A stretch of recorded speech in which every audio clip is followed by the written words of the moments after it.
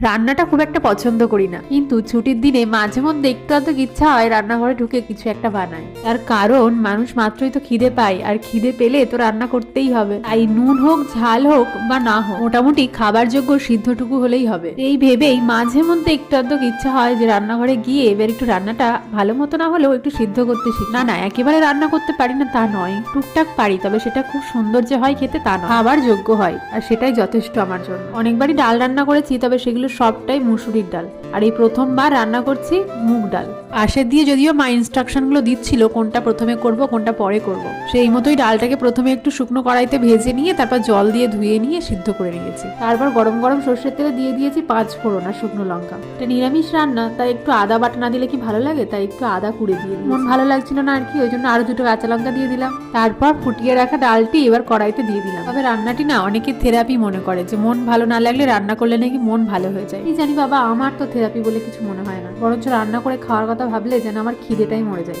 তবে না না, আমার কথা সিরিয়াসলি নেবেন না, সকলকেই রান্না শেখা উচিত, কারণ আমাদের সকলের খিদে পায়।